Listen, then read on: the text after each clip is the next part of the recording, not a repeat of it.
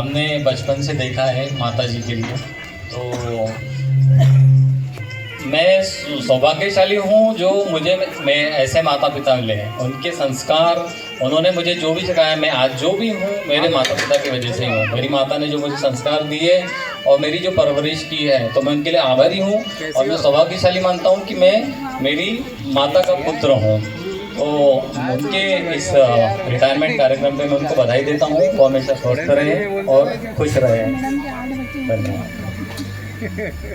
सबको मेरा बहुत नमस्कार और आपका बहुत सारा धन्यवाद। आप हमारे इनविटेशन पे यहाँ आए, आपने बहुत प्रीशियस टाइम यहाँ पे दिया।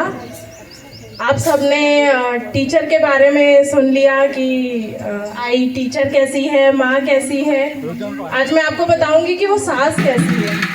मैं जब यहाँ शादी करके आई थी, उससे पहले मैं टीचिंग जॉब करती थी और बहुत सारी वहाँ पे शादीशुदा लेडीज़ थी, तो मुझे डराती थी कि सास ऐसी होती है और सास वैसी होती है। तो मेरा एक विचार धारणा बन गई थी कि मुझे कभी शादी नहीं करनी है, क्योंकि सास तो ऐसी होती है और झगड़ा करती है, तो मुझे मेरे जीवन में ये सब नहीं चाहिए।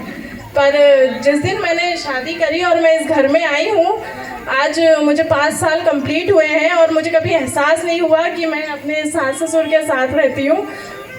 आई ने कभी मुझे ये एहसास नहीं दिलाया कि वो मेरी सास है। मुझे खाना बनाना नहीं आता था और मैं किसी चीज़ में परफेक्ट नहीं थी, हालांकि आज भी नहीं हूँ, मैं सीख रही हूँ।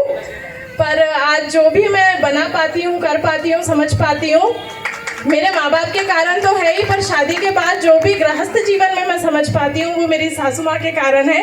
और लोग कहते हैं सास माँ जैसी होती है, सास माँ जैसी होती है। सास को माँ से तुलना मत करो, क्योंकि सास सास होती है और सास बहुत अच्छी होती है। ये मैंने शादी करके जाना है। और दूसरी बात, मैं पापा के बारे में भी कहना चाहूँगी कि लोग कहते हैं ससुर से पल्ला करो, ऐसा मत पहनो, वैसा मत पहनो। आज तक मुझे किसी ने इस घर में नहीं टोका कि ये तुम्हारे ससुर हैं तो तुम्हें ऐसा रहना पड़ेगा या तुम्हें सर पे पल्ला करना पड़ेगा। मैंने उनको हमेशा अपने पापा की नज़र से देखा है और उन्होंने हमेशा मुझे अपनी बेटी की नज़र से देखा है। और मैं आई और पापा का बहुत ज़्यादा धन्यवाद करना चाहूँगी कि उन्होंने मुझे एक बहू की तरह नहीं, एक बेटी की तरह स्वीकारा है। तो यहीं पे मैं विराम देती हूँ अपने शब्दों को।